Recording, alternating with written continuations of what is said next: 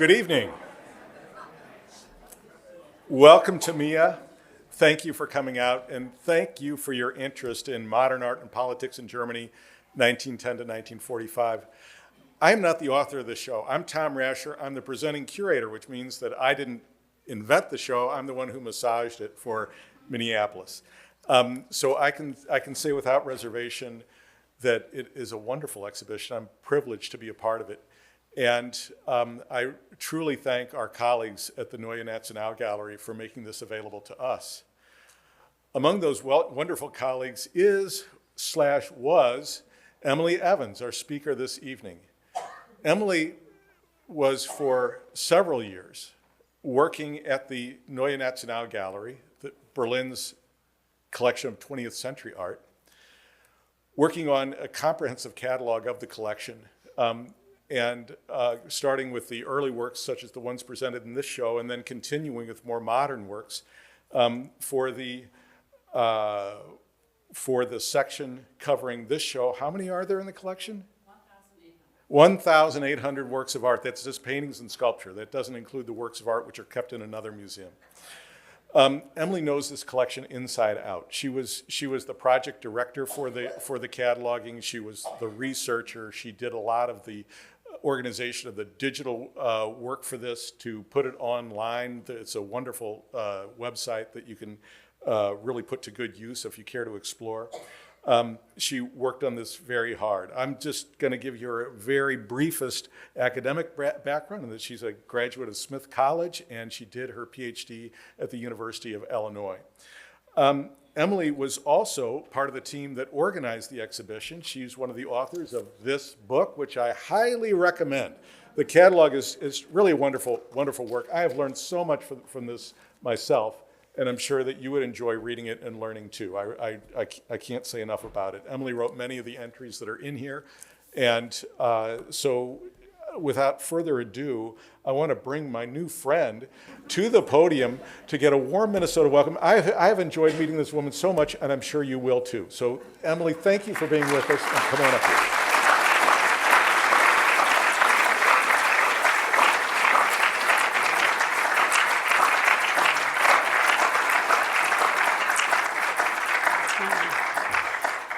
Thank you for that introduction and for the invitation to speak here. I'm flattered and a little intimidated by the size of the audience, but we're not nervous. So it's been wonderful to see this show here at MIA. One of the highlights for me actually is that German museums very often insist on white walls, and I think that the colors here do so much to bring out the artworks and to really add to and highlight their character. I've really enjoyed that. The artworks are complemented by things held here, and also an amazing painting from the Walker that's on loan. But it works so well with this collection. So it's incredible to come and see the artworks that are here. I really appreciate the opportunity to do that. As Tom, I was going to tell you what my background was and why I should be the person speaking about the works, but Tom just did that. So let me move on and just show you the artworks are online. You can find them. You can, as you see, this is not alphabetical order. You just kind of browse.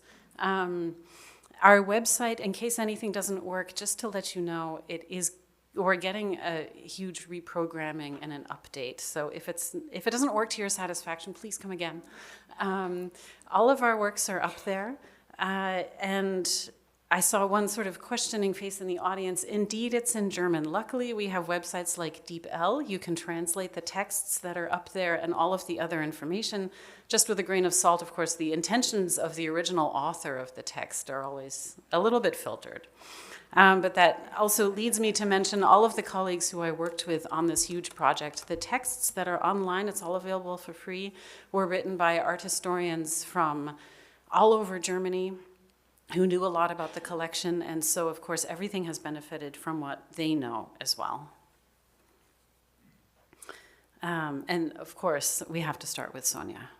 So I have three kind of themes that I wanted to talk about tonight using a dozen works. And the first one is modern women. And this is Albertine Gimpel, who chose to go by the name Sonia. She was a real person. She came from Berlin and around the Baltic Sea coast. She chose to go by the name Sonja when she was living in Berlin. This has been interpreted by a lot of people as a kind of rejection of the name Albertine in German, which is clearly based on a male name, whereas Sonja is not. So it's kind of a mark of independence on her part. But there are actually so many things in this painting that mark her independence. She's out alone at a cafe. This is the 1920s. It was still a little bit new maybe for a woman to be out alone like that. She's wearing clothing that plays with revealing the body, revealing the skin. Maybe you see it, maybe you don't. She has this bold gaze looking out at us, and I love the way it's installed. You really walk up to Sonja from very far away. I hope her opinion was a good one. And I love the gaze. I don't know if she's challenging. Maybe she's just not impressed. Maybe it's just a matter-of-fact thing, but she's not letting us in. This is also a very strong stance to take, and I have a great example a couple slides later of almost the opposite. But she's also showing off her financial freedom. You see the Camel cigarettes on the table. Rolling your own cigarettes is a lot cheaper, I'm told by smokers. I don't know from experience, but that was the case at the time, and apparently it is now. So she's also showing off the financial freedom to go out like that. But my absolute favorite part of the painting and her really going out there boldly as a modern woman is the pixie cut. Of course, it was a relatively new thing at the time, and it was extremely controversial. We think of the bob as being a haircut from the 1920s. It had actually been around since around the turn of the century. And it was so controversial that there was public discussion about it. There was discussion about whether a woman had to get her husband's or father's permission to cut her hair. This is about the ownership of her femininity. And then the pixie cut, of course, just sort of ups the ante when you see that. And there's also an almost kind of sinister political undertone. Pixie cuts and bobs stayed in. They always have been a little bit in since then. But of course, after the Nazis came to power, this did not fit with the image of a proper German woman. And there was even a slogan to go along with it. I'm going to say it in German because it rhymes, and then I'll translate it. Arisch ist der Zopf, Jüdisch ist der Bubikopf. The braid is Aryan, and the pixie cut is Jewish. And of course, in a terrible irony, Albertine Gimpel was in fact Jewish. Of course, this is not something that the artist is working with in the late 20s, but it's something that kind of comes together for us in a way that you kind of wish it didn't. And for that matter, I actually wore a pixie cut for 20 years, and when I heard about this slogan, I thought, oh, I shouldn't have grown it out. But she actually survived the Nazi period, Albertine Gimpel. She survived in hiding and later emigrated, also later came back. But her family has actually been tracked down at this point. And so there's a lot of information out there about her biography, which is just fascinating. And as for the artist, Christian Schad, he was one of the very prominent painters in a movement called New Objectivity, which of course was very modernist. However, he was not above opportunism. In 1933, he chose to become a member of the Nazi Party. Nobody was ever forced to become a member, but he chose to.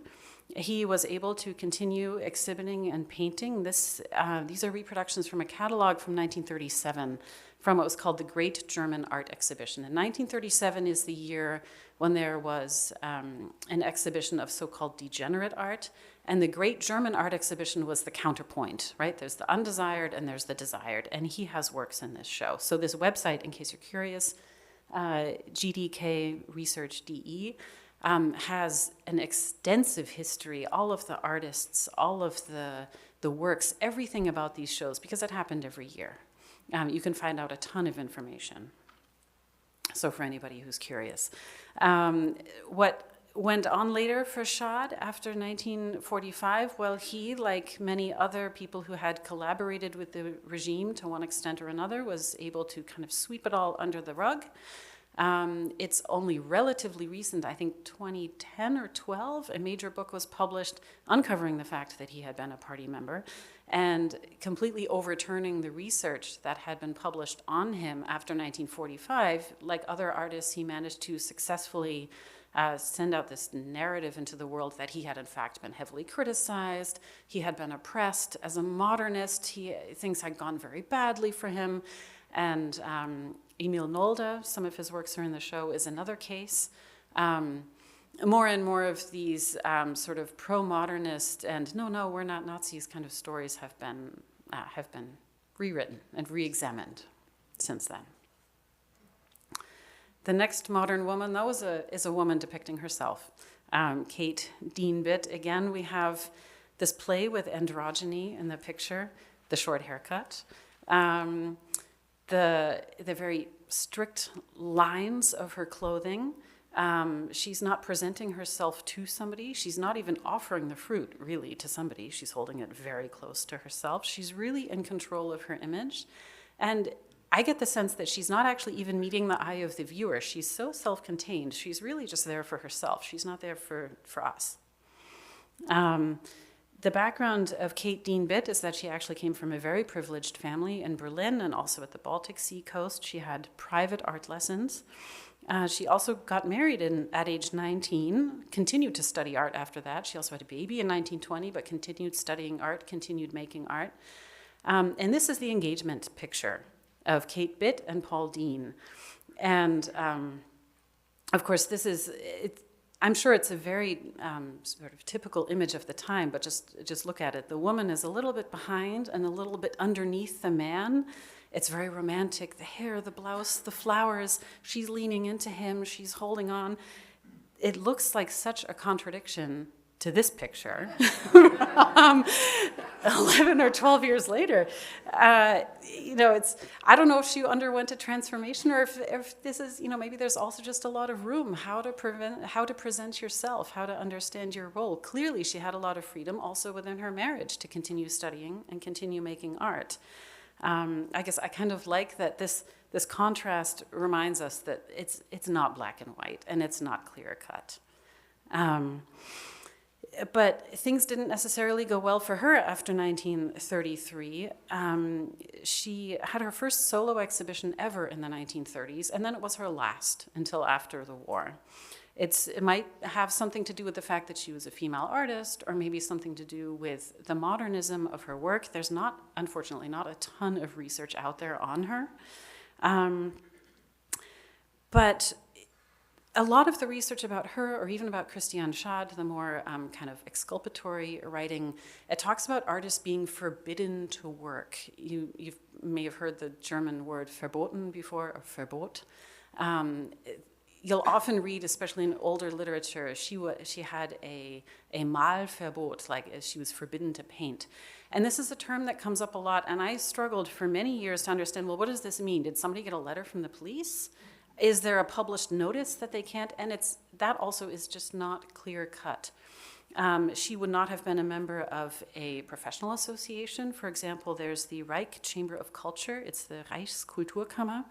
Membership there was a prerequisite to teach, to be a member of an art academy, to hold a public exhibition. So if you couldn't be a member, then you were extremely limited. Maybe you could still have bought materials, but we know that the police at the time did also search people's apartments. And so I don't want to say it's a sliding scale, but things can be very unclear.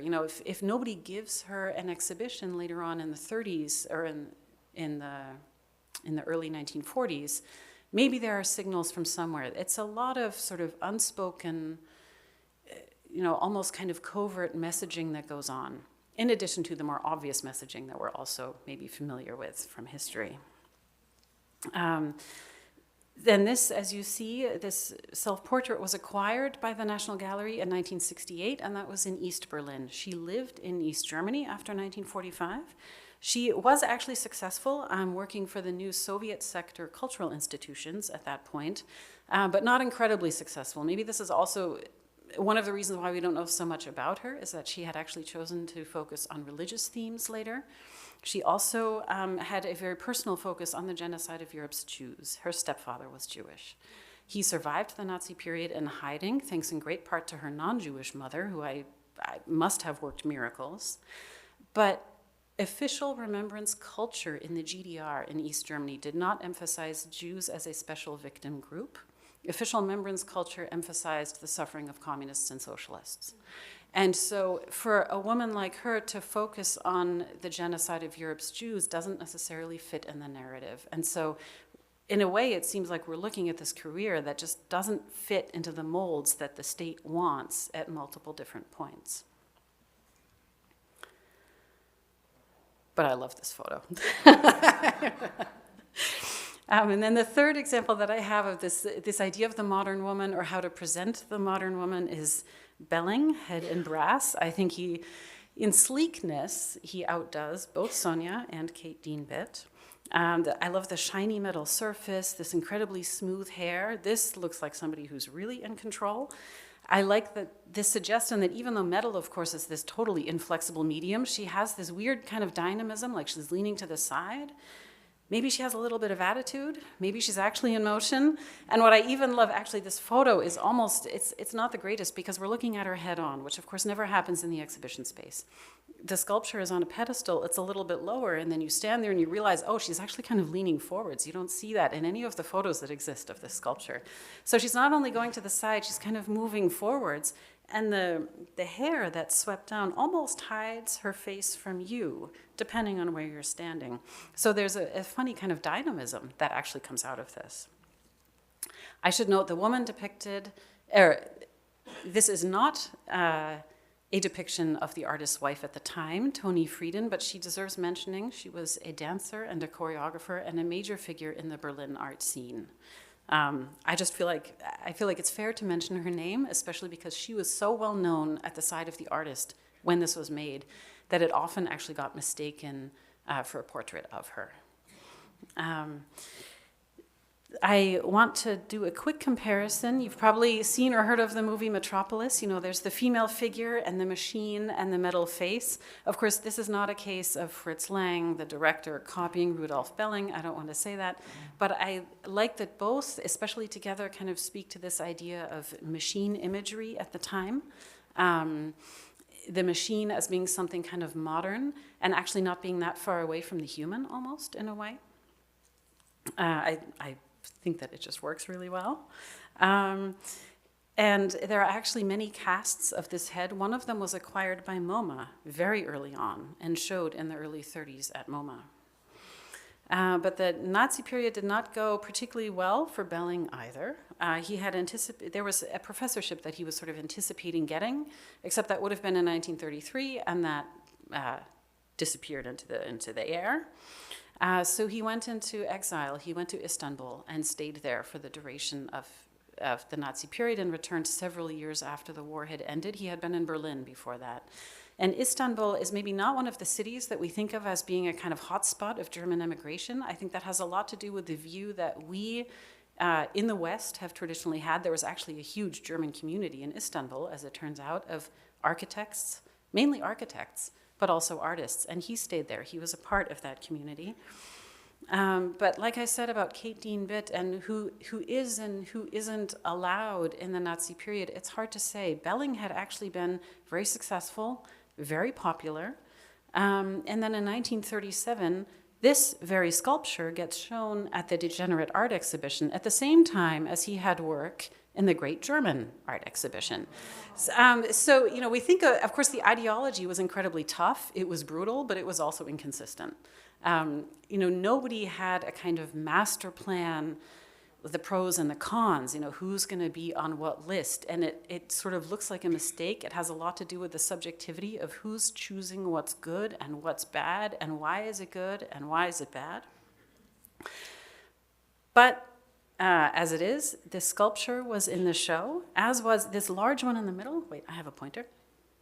This one, called Triad. It's carved out of wood. It is also a Belling sculpture, also from the National Gallery, and it also, luckily, came back. But a word about the show. You see the title, Degenerate, and then art is in scare quotes. That is a quotation from the time. That was how the Nazis wrote the title. They were questioning the art aspect. Of course, nowadays when we write degenerate in scare quotes, and the art is definitely art. But this is a historical quote. And what you see on the wall is basically slogans and propaganda, words like this, here. They say it themselves, is what that says in German, and then it's a quote from some artist taken completely out of context in order to kind of show why the art is so deplorable. So that's what we're seeing there. And this was returned to the National Gallery. Right here we have it. This sculpture had been purchased on the art market, so it's confiscated in 1937. And what happened after that, as with many works, there were actually 4 art dealers in Germany who were tasked with selling off degenerate art. All 4 of them had been active in the art trade selling modernist works, so they knew what they were looking at. They also had a network of buyers. They did a lot of selling under the table. There were even very high up people in the Nazi Party who actually then took the opportunity and bought artworks from these 4 men. But this sculpture turned up on the property outside of Berlin of one of these dealers. So it turns up there in 1947, gets returned in 1949. It ended up, so this is in the former East Germany, so it turned up in the former East Germany, went to the National Gallery in the building at the time, which is on the Museum Island in Berlin. It's in the former East. So this sculpture is in the East, and it never gets shown there, to the best of my knowledge, until the late 80s. Because it also didn't conform to the political ideas of East Germany. It was actually loaned to the West in 1956, when clearly there were still some loans happening. After that, the wall goes up, ties get cut, and it didn't get loaned. So it spent decades just in the storage, basically. So we're very happy now to show it whenever we can.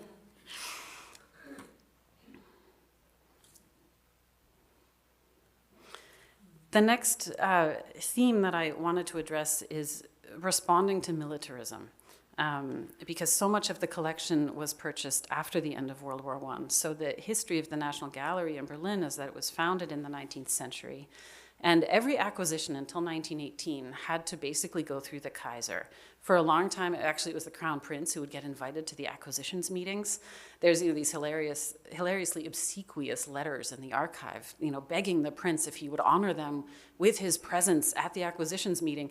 But what it amounted to was also a great deal of censorship. For example, the Kaiser didn't want French works to get bought. So there were no acquisitions of French works until after 1918. And then everything shifts after the war. Not only because the Kaiser has abdicated and they have different purchasing policies, but of course, the response to the war is just so overwhelming, and the political situation is so difficult that everything shifts after that point. Wilhelm Lehmbruck did not serve directly in World War I. He did not see combat. He served as a paramedic at a hospital in Berlin. And this sculpture has been seen as a response to his horrified reaction. He was very upset by what he had seen. But actually, he exhibited this for the first time before that service had even started. This is maybe a case of people getting their dates confused, but in a way, it also tells us, it reveals to us what we have seen in this. It's from 1915-16. We know the war is going on, and we know he was very upset by it. And so even though for the artist, this work had a lot to do with very existential ideas about death, or about the failure of the human body, about defeat, in our own understanding, it's maybe even less narrow than his would have been, but this is what great art does, right? It speaks to something beyond what the artist had originally thought of, because it just speaks to more, and it speaks beyond its own time. But of course, it looks like there's a man falling. He's got his head bowed as though in defeat. It suggests suffering. It looks like an expression of pain. And so this artist, this sculpture got a great deal of attention at the time. Lehmbruck himself, as you see from his dates, he did not live to sort of keep on showing it himself to people and to keep on working on his own career. He had actually committed suicide, not as a direct response to his experience in the war. It came out of a much larger and longer term crisis that the artist had been living with. He, like many others, had a total break in his own life as of 1914. Many German artists were living and working in Paris. There were Russians in Germany and in France.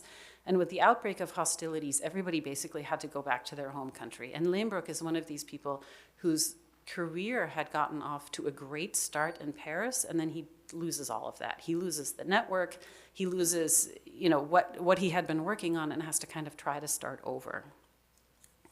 And that's, I'm mentioning it in reference to him, but of course it's something that applies to many, many people.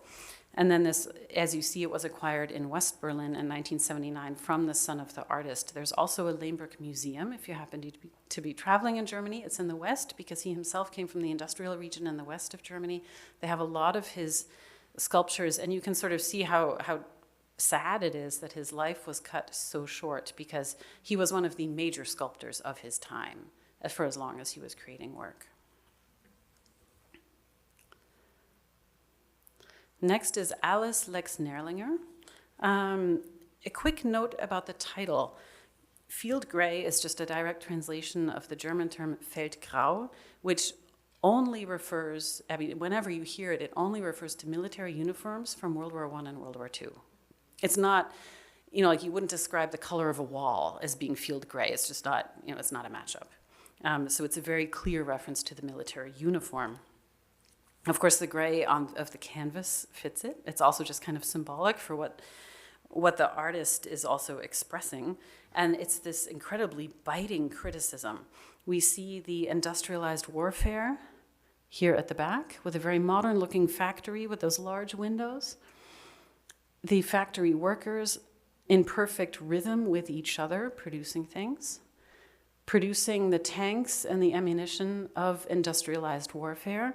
Weirdly enough, both in person and it's not only my image, the brightest spot of the canvas is actually here. Seems a little bit ironic to have sort of the shining spot be the industry. But the soldier has been consigned to a terrible fate.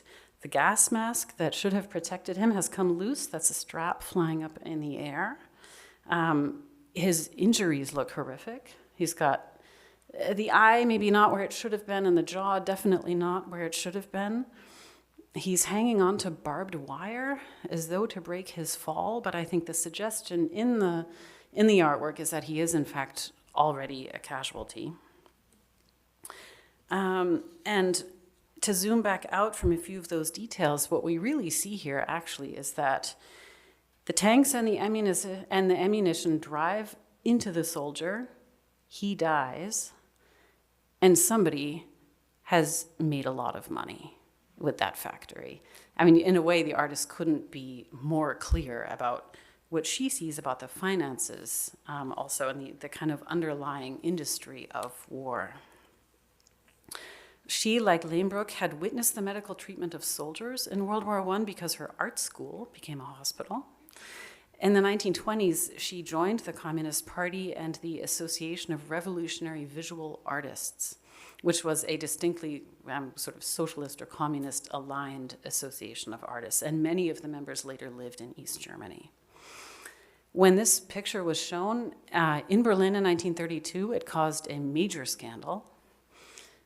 Even though the Weimar Republic had a lot more freedoms than the regime of the Kaiser had, there was actually still censorship in the Weimar Republic as well. But the artist actually ended up censoring herself basically in 1933. Out of fear, she destroyed the original. That's why you see the date, 1961 in parentheses. She chose to recreate it later. Seems kind of sad in a way. Maybe it's also a position of strength, though, choosing to put it out there anyways. So she, like Kate Dean Bitt, lived in the GDR later on. Because of her previous membership in the Communist Party and her membership in this Association of Revolutionary Visual Artists, she was in a very good political position, basically. This was the kind of country that was for somebody like her. So the political motivation is definitely there, but then her works from after 1945 are hardly known at all. This could have something to do with the commissions that she received in the GDR, for example, official portraits of politicians, which of course has nothing to do with the very, sort of communist and anti-militarist criticism that she had become known for in the first place. So it's, again, a sort of terrible irony. The political commitment made it possible to work in the GDR, but then she, the expression of that political commitment is like portraits of politicians. Not the same kind of punch that we see here, unfortunately, in my opinion.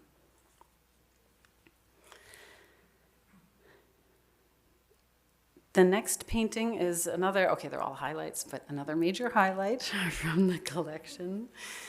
George Gross. I just mentioned that there had been censorship in the Weimar Republic. He definitely got censored. He was taken to court. It's a folio of, I think, prints and drawings that were supposed to be destroyed. An exhibition got closed. When we go through the details of this, you might begin to imagine why figures of authority might not have liked what he was making, but he was determined to stick his thumb in everybody's eye. He does so very much with this. Pillars of Society, of course, describes the position that you'd think the men in this picture would occupy, except he completely undermines the idea that they have the authority to be those pillars.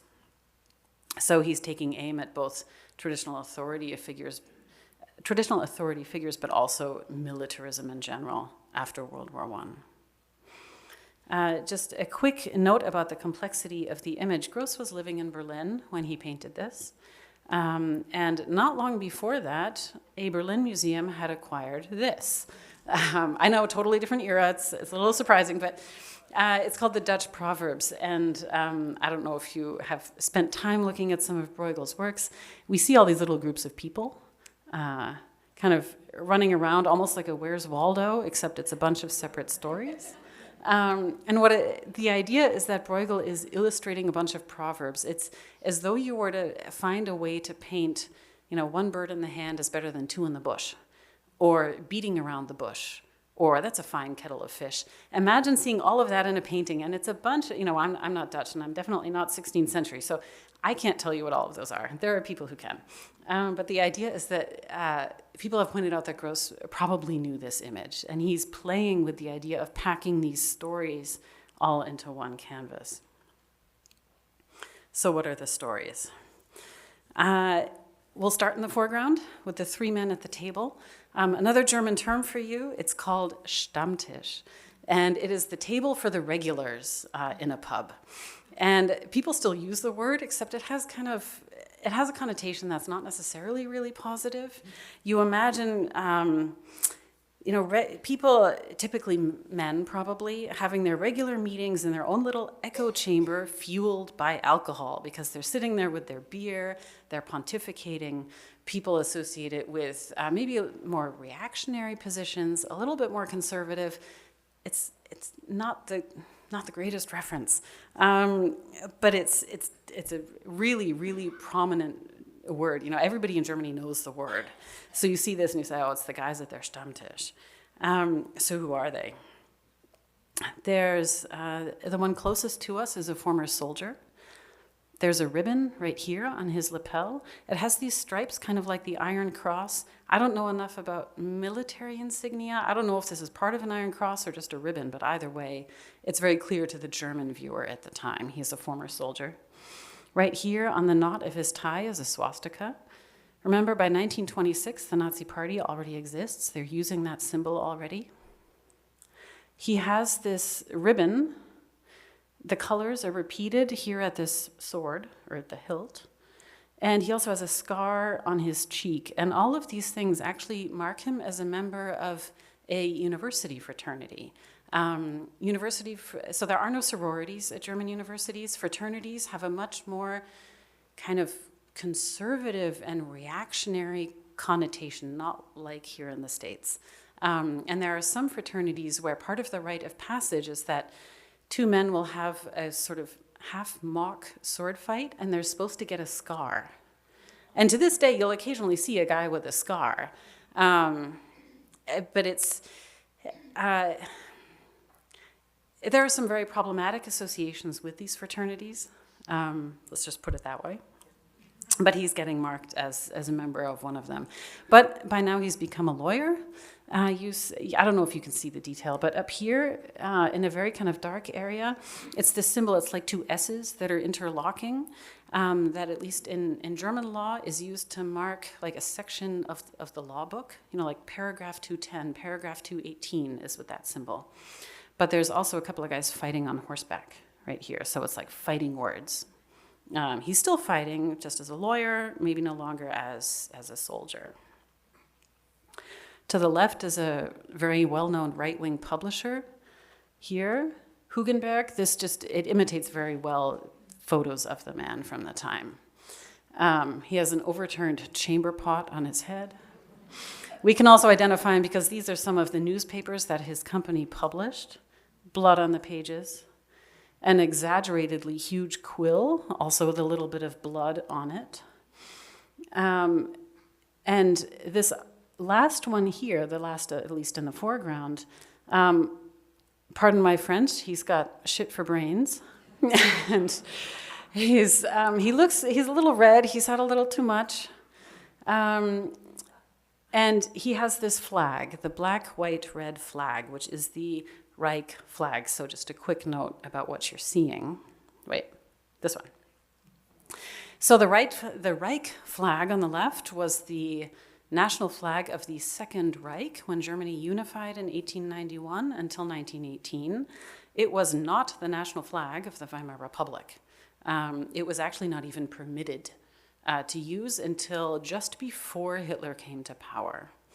And just to kind of clarify, the flag that Germany uses now, the black, red, gold, was actually originally made in 1848 in the initial failed democratic revolution that came out of Frankfurt at the time.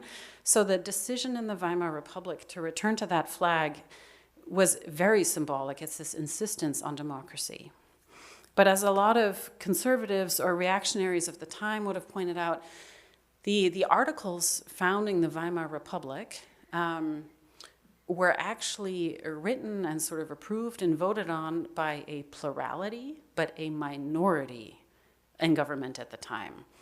The founding of the Weimar Republic basically had never had majority support, and those parties that had managed to push it through never came into power like that as a group again. So throughout the 1920s, in a lot of conservative talk, there were a lot of people who wanted to bring back the monarchy. There were a lot of people who wanted to bring back basically an aristocratically organized state with strata of society. They wanted basically a totally different form of government and different people in government. And so that's kind of the reference with the Reich flag that this man is holding. I should also note, however, of course, like I said, everything's always more complex than it looks initially. The word Reich was, now we hear it and we think of the Third Reich. At the time, the currency was usually referred to as the Reichsmark. The national train system was the Reichsbahn. Parliament was officially called the Reichstag. Nowadays, we call it the Reichstag building. We add the word building. Because what meets there is the Bundestag. But the word Reich was fairly commonly used. It's not that this is, in general, a completely off-color reference for people to have been making. So there's, but the flag, nevertheless, the flag was not permitted. So we can see who he is based on the flag. Moving further back, this figure has been interpreted as a cleric or a judge. It's a little bit hard to say based on the uniform. I think the hat kind of makes him look more like a judge. In the German Supreme Court, they wear hats that are red, that are shaped the same way, but the jury really is out on this. He's a figure of authority with brutish, clown-like, almost animal features, gesturing with some kind of enthusiasm towards the burning building and the destruction. And maybe also providing a little bit of distraction for the soldier whose bloody sword is leading a bunch of other soldiers to presumably commit some horrible act of violence. So Gross didn't make too many conservative friends back at the time.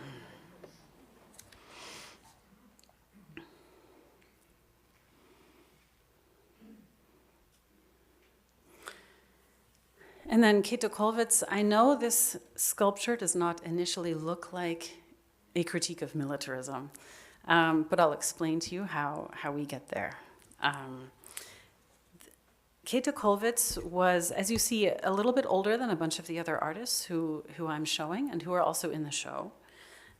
She was the child of very progressive parents. She studied art. Her father was a little bit dismayed that she wanted to pursue a career as an artist because in order to have a career, that would have meant never marrying and having children at the time, according to the logic of the time. But she actually married Karl Kollwitz, a friend of her brother's, who was a doctor. He was very progressive. They lived in Berlin, And when he was able to, he would actually treat the poor for free. So many of the people who waited outside of his office actually became basically the models for a lot of her drawings and her lithographs, many of which are in this collection, and they're really good. So she has a lot of images of children who are hungry, of women who are trying to feed their children and they can't, they don't have the means. And that's something that is established in her work also before the war began in 1914.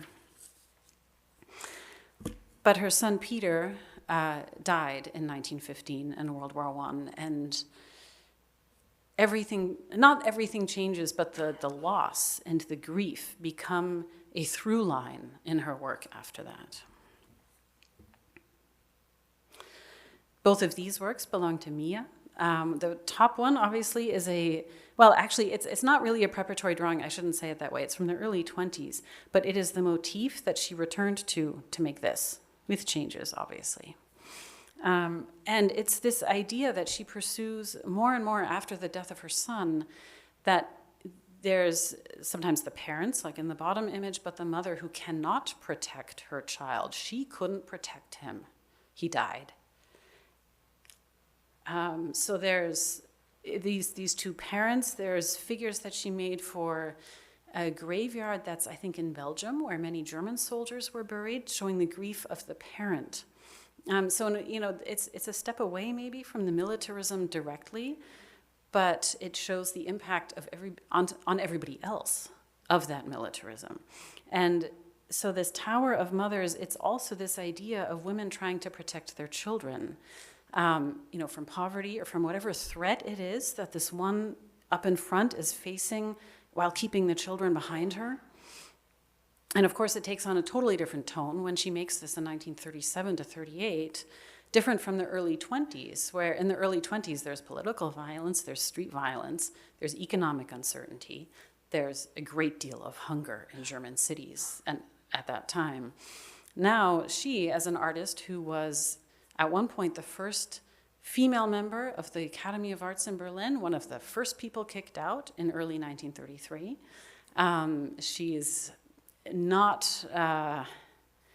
She doesn't have a good position under the Nazis. So she's looking at another kind of threat. The Nazis obviously being very militarist, and she having become a pacifist. She was targeted by them for her pacifism. And so the threats kind of accumulate by the time she makes this. She was able to show it in an exhibition in 1937 that was closed down right away.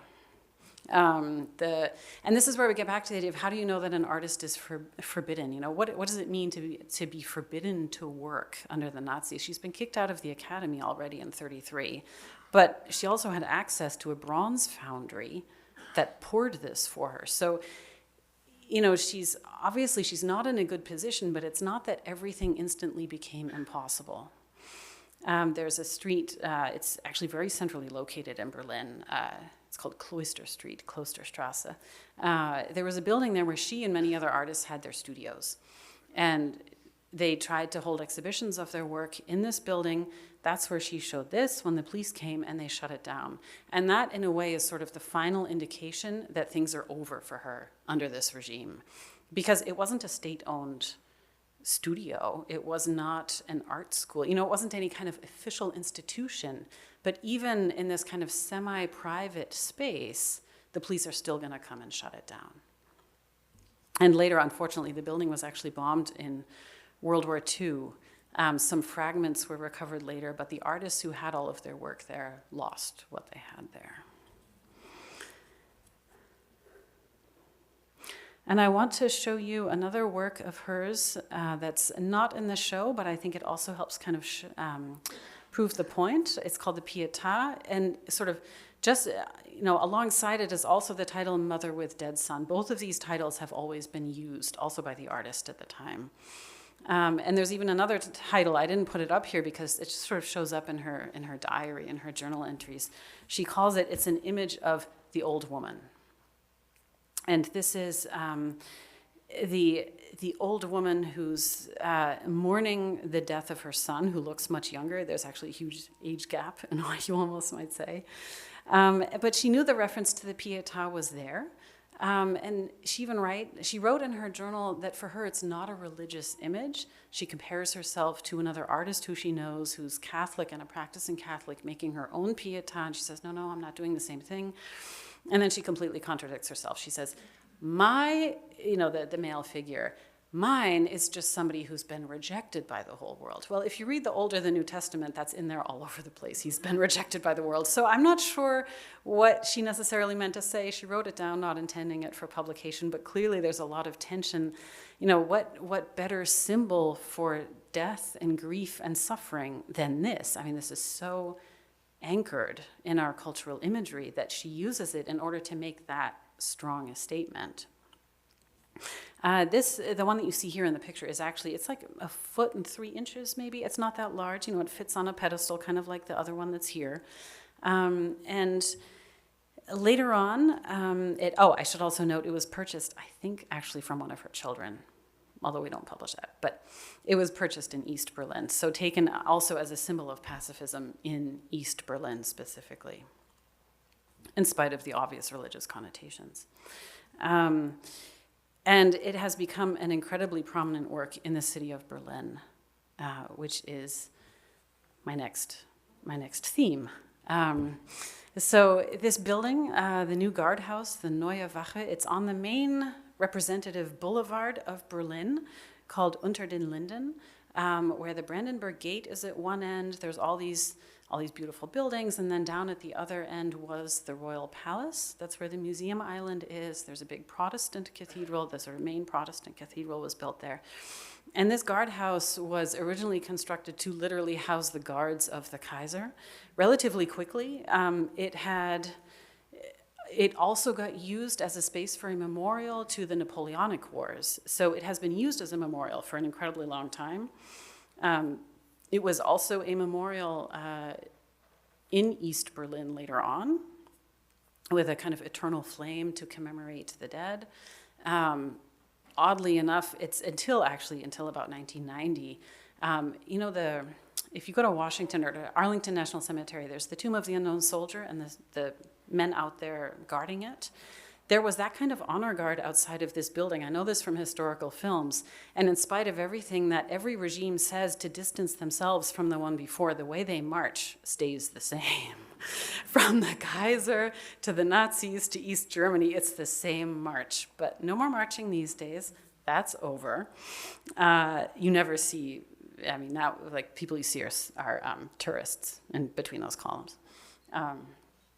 And so you go in there, and it's this incredibly meditative space. And Käthe Kollwitz's Pietà is huge. It's, not as tall as me. I'd say it's this high, maybe chest height or so. And there's this oculus in the top. In winter, when it snows, you get the snow making this beautiful outline on the bronze. And it's an unbelievably meditative space. You're not allowed to touch it, but you're allowed to go really close. The stones in the floor have inscriptions. There are wreath-laying ceremonies on major historical kind of remembrance dates. So it's become, as you see from the name, the central memorial of Germany for the victims of war and dictatorship. Believe it or not, that was controversial. Before 1993, it was a memorial for the victims of fascism, but specifically for fascism. And that was the name that this memorial had in East Germany. So how am I doing on time? Doing okay? Yeah, okay. Well, then I'll tell you an anecdote, which is, so I live in a part of Berlin that is the former East. And in 2012, a church parish not far away, their building was exactly 100 years old. It had been built in 1912. And the minister who I knew, he came and he said, geez, we're doing all these things. We're playing music that was composed in 1912. We're doing this, we're doing that. Can you come and tell us about art from 1912 in Berlin? I said, yeah, sure. So I had a bunch of examples. It was a quick 30-minute thing. I had expressionists, and I had the more traditional stuff, and then I showed some Käthe Kollwitz, and all of a sudden you could see half the people in the room kind of, They just sort of sagged. And then somebody explained to me later, they were the people from East Germany who had heard so much about Käthe Kollwitz in school, they were so sick of her. It was. But they were totally relieved because I talked about these images that she had of these very poor patients who had come to visit her husband, the children not getting enough food, the women who are concerned they can't feed them. She also actually made posters advocating the legalization of abortion. So, and all of that, none of them had actually ever heard about. Käthe Kollwitz was, in the GDR, only responsible, so to speak, for pacifism. So I'm glad I was able to offer them something new, but it was very funny to me because coming from the US, having gone to Germany as an adult, Kollwitz wasn't really on my radar. I had heard the name, but I didn't realize what a big deal she was. And now, in what was once East Berlin, there are schools, elementary schools and high schools named after her. There's a plaza named after her. There's a plaque on the building, which is a post-war building, on the site where the building where she lived stood till it was bombed. I mean, this is kind of reaching very far. There's a street, there's so much adoration of Käthe Kollwitz. She's just so present. There's big, anyways, enough. You get the idea. So, the next reference then for Berlin, Oskar Nerlinger, he's the husband of Alice Lex Nerlinger, the early train. And I like the similarities between the ways that they were working using the gray. There's a lot of graphic design references, which makes perfect sense. Nerlinger also worked as a graphic designer. They're also experimenting with different ways of literally just applying the paint and applying the color to canvas. But there's a great quote. Nerlinger had actually been training as an artist in Strasbourg, which is a very beautiful city, but it doesn't scream modernity. So after 4 years, he said, I needed a harder air, a harder rhythm of life, so Berlin was the only option. So he goes to Berlin. As you see in red letters, it's a little small, but right there. And so what do we see? This is the radio tower. There, still standing, which was the first radio tower of the city. We see, again, industry and trains. This is some kind of a crane and a part of a digger. This looks like maybe searchlights, which makes sense near the tower, or he's just a trained graphic designer who's using dynamic lines to make it look very interesting. Something like a train shed, maybe, but with these radiating lines. It's almost Art Deco, except I think politically that probably wasn't his thing.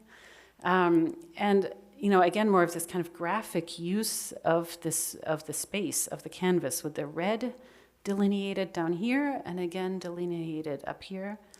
I've been asked before, is it because he was a communist that he was using red? I don't think so. I think he's just using it to sort of have a visual punch. And then we have, presumably, the workers going to an industrial site like this one or like that one, all going together. They're probably applied with using some kind of stencil. As you see, they all look very much alike. Another question that might get asked about this is, are the workers, is this a positive image of the worker and industrialization or not? They're all gray. There's no individuals. It's like they're marching in lockstep. I think actually it is a positive image of industrialization or of industrialized work because, we think of industrialization nowadays, we think of pollution, the conditions that inspired the labor movement, noise, grime, incredibly difficult physical labor. But at the time, and also for many socialists, for many communists, and for people basically of every party, it meant progress. It meant making things. It meant building the country. It meant that you could produce stuff. You were no longer a poor peasant in the countryside, but in the city you had access.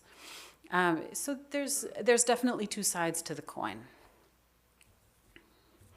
And just a quick comparison, it's not the TV tower, the radio tower is still there.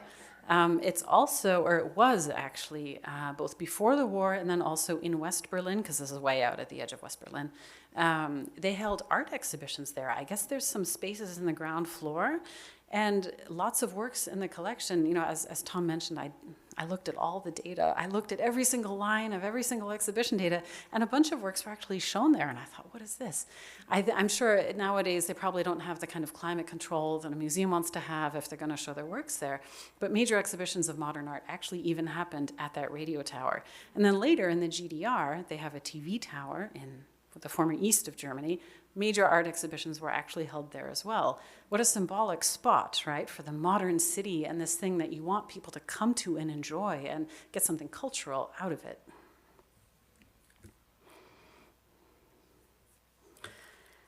So, also, Berlin is Ernst Ludwig Kirchner,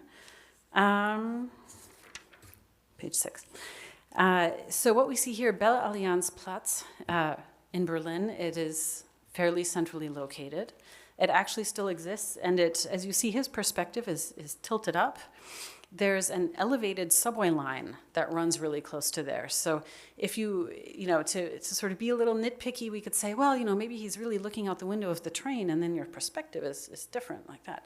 But Kirchner plays a lot with perspective. We don't need the excuse of a train. He's really just working with perception and working with different ways to shift the way that you see the space.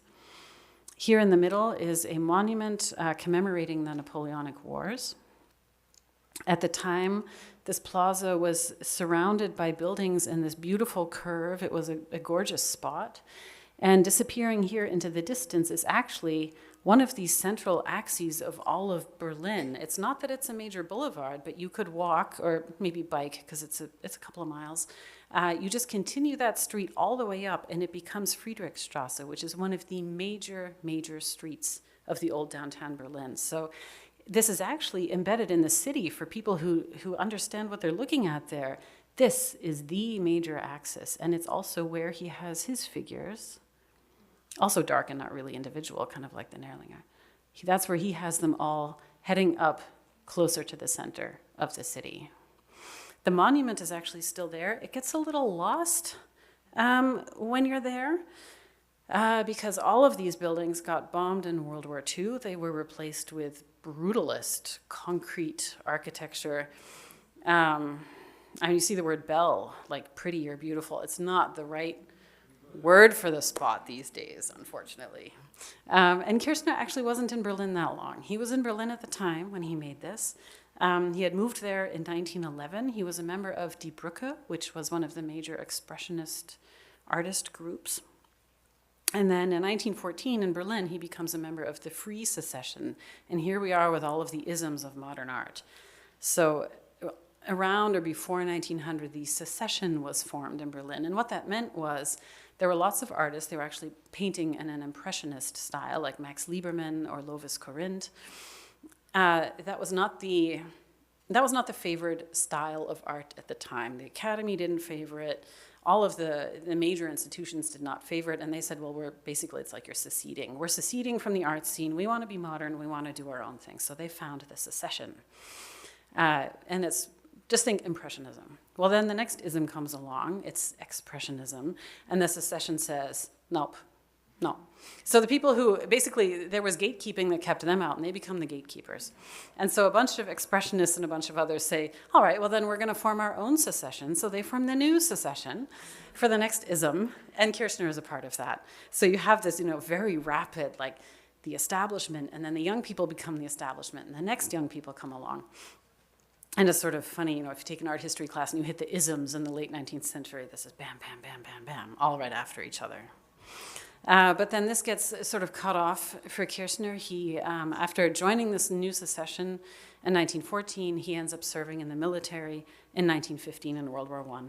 And he never really establishes his career again in Germany after that. He does return for visits. He also visits Berlin later on. But his life very much moves to Switzerland after that. And so for him, Berlin is sort of just a moment.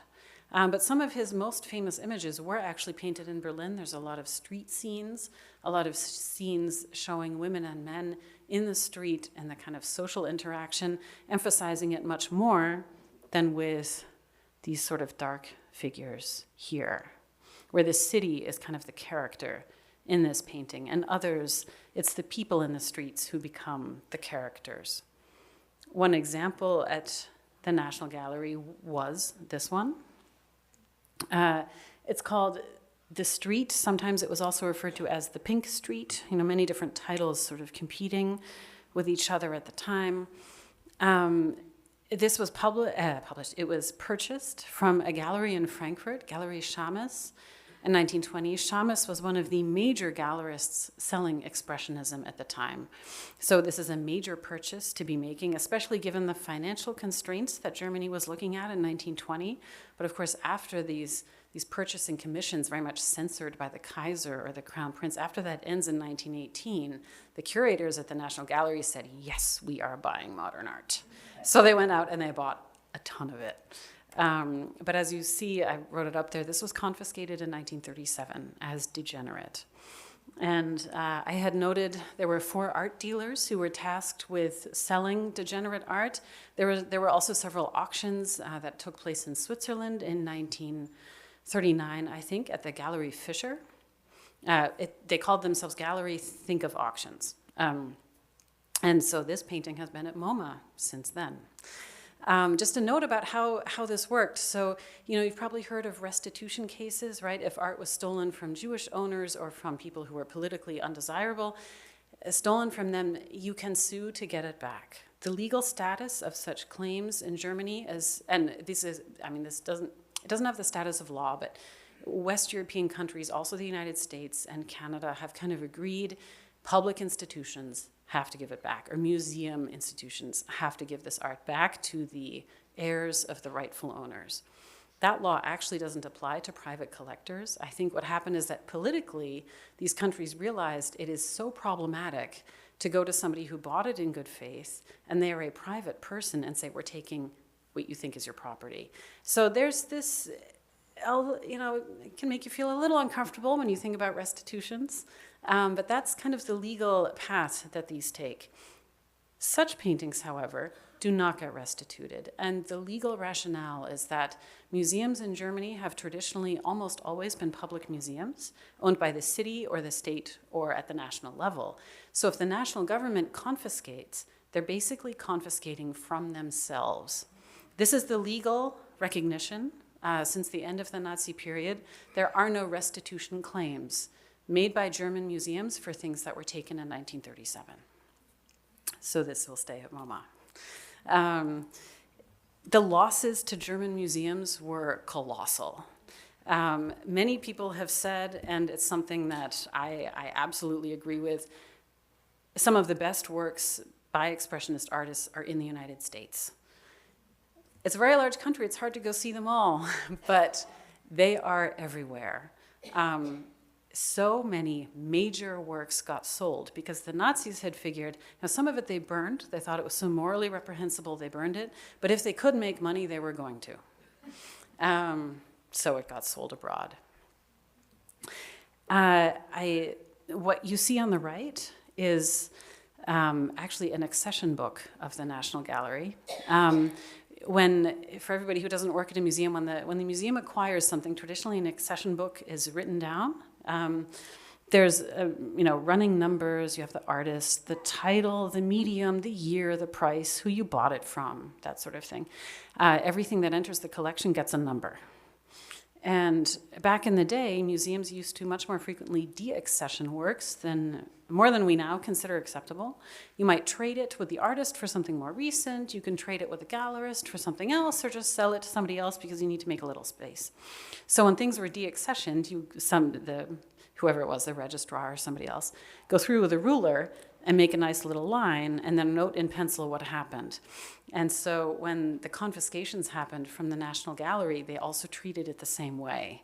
It's not that they had wanted to give up the works, but it's proper bookkeeping. You note that it's not in the collection. So there's a line crossing out this painting in the book. And you can't see it from there, it's in German and it's abbreviated, but there's a note here, it's an abbreviation for the word confiscated.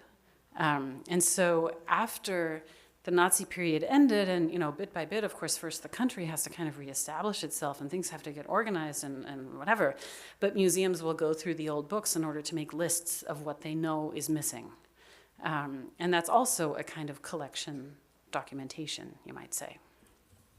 And so I forgot, I got sort of caught up in everything I was saying, but what I wanted to say as I was going along, a lot of the acquisitions of what I showed you, there was West Berlin, there was East Berlin, and we have, I think there were 3 works that had been bought after 1990. So this is about kind of collection politics. In East Berlin, they weren't going to buy back the Expressionists because they wanted socialist realism. They're not going to spend their money on Expressionism.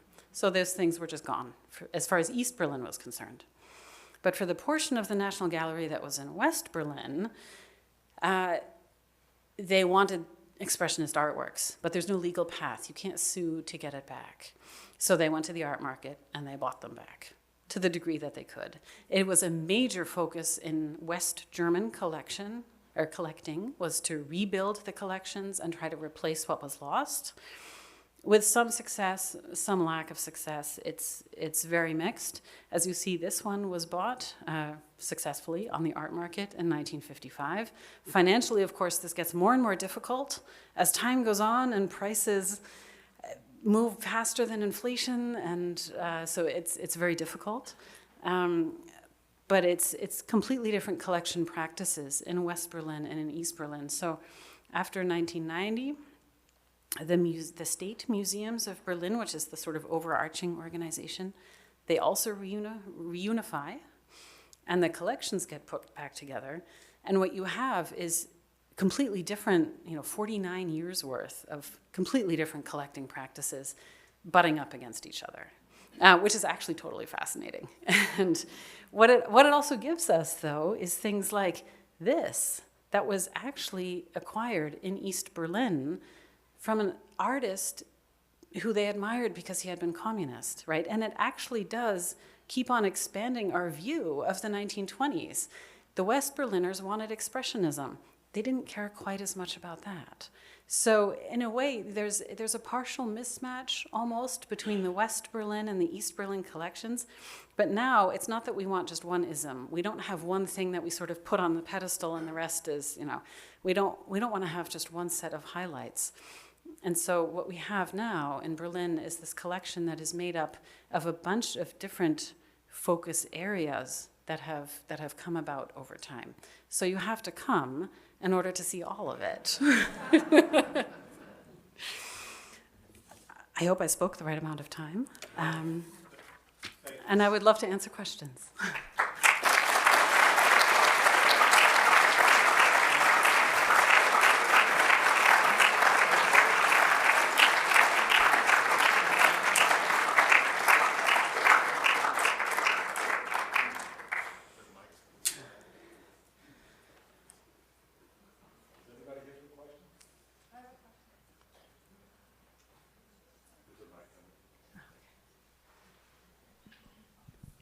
If you can go back to Tower of Mothers. Yes. You mentioned that it was exhibited briefly in 1937 before it was shut down. Yeah. And then it says cast after 1958. Yes. Could you explain that? Yeah, it's because a bronze sculpture can be cast many times, usually with a plaster cast, and if the cast survives, you can make more later. So one of the things that we document, of course, is when did the public have access, right? When could the public see an artwork? Well, they saw not exactly the same object, but an identical one in 1937. And she died in 1945. Her surviving children inherit the copyright to her work. And if they have the plaster cast, they can say, well, we want to cast some more. We own the copyright now. So yeah, indeed, you're right, you're good to pick that out. The National Gallery owns a later cast, but it is identical to the one that had been shown. Is the original still in existence? No, that's a really good question. I don't know. I'm sure we have a note in the database, but I can't access it from here. We don't know how many casts were made. It's in part, Well, no, to be fair, I think there's a catalog raisonné of her work. It's actually available online, and I think they have notes about how many casts were made. It gets a little hairy in the GDR because documentation might not be as good. Information about how many got sold to where is not always as readily available.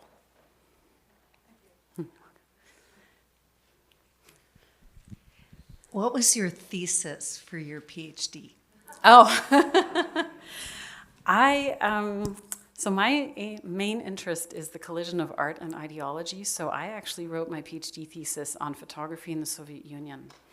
There was, it's the kind of thing you do in your 20s is you decide Russian is interesting and then you go learn it. And I used it to write about a photography magazine that was founded in 1926, and I covered up to 1937 this attempt to identify what is a Soviet photograph, what should it be, and how can we bring that about? That's what I wrote about. Thank you. Wow.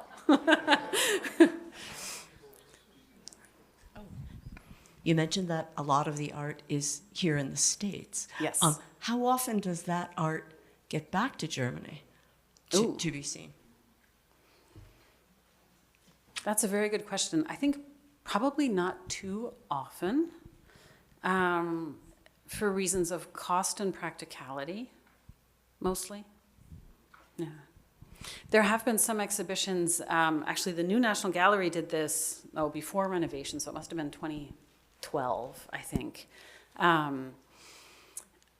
It was an exhibition that sort of recreated what had been there until 1937. And so they managed to get some loans, but they also, in cases where the whereabouts are unknown or they just don't know or they just couldn't get at it, they actually had black and white one-to-one reproductions so that you could go through and see the gaps. So there have been some projects like that that in a way are actually almost the most effective way to talk about it.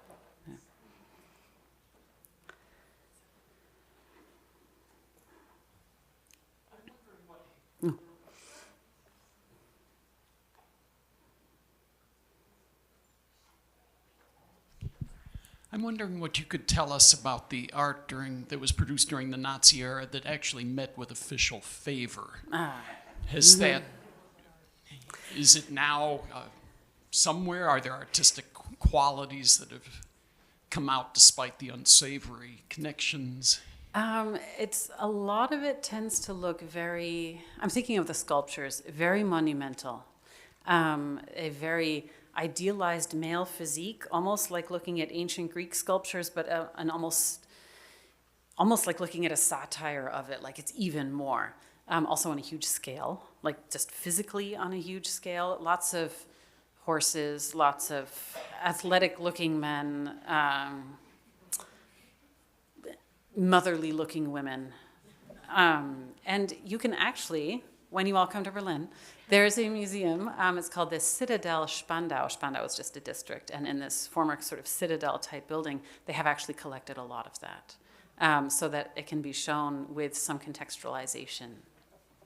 So some of it is actually available to see. Yeah. But actually, the National Gallery, it's like I noted with that accessions book. It's not that the curators were dying to toe the line. What the National Gallery actually collected at the time was generally not the painting or sculpture that was contemporary to the Nazi regime. They collected 19th century things that were considered politically acceptable, but more sort of like classic, German landscape paintings. But that also sort of fit the aesthetic expectations of the staff. There's very little Nazi sculpture in their collection. I can think of 3.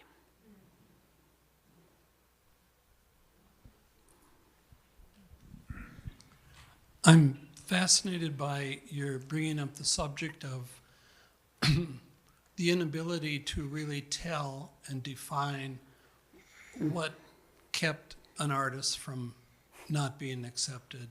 And I think about the society at the time what Germany was going through. And so in history, we always think that things are kind of cut and dried if you look back on the past. But as things shift and change in authority, I don't know, is there a way to pursue that study There is. It's, in a way, it's fascinating to look at it when one has the time and the literature, almost on a museum by museum basis. A lot of museums have published catalogs about it,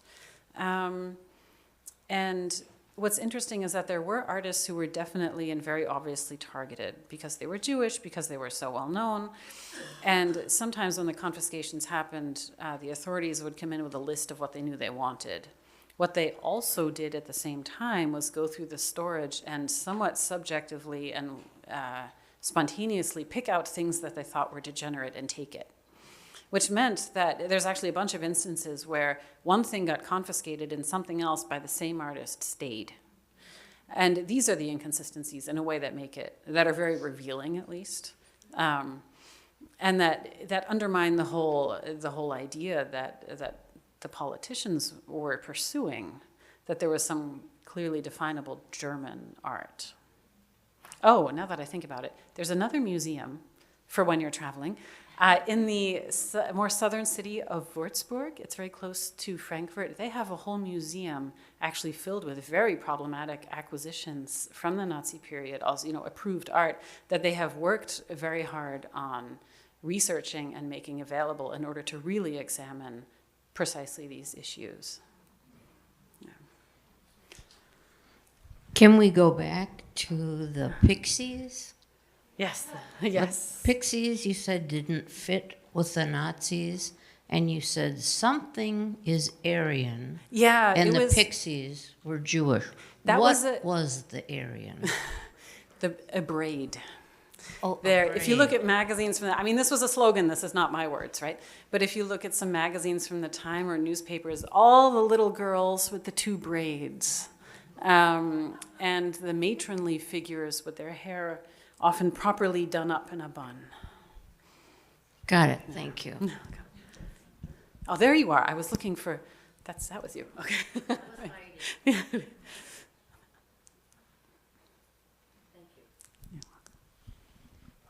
Hello, and thank you for coming and making the trip here to be with us.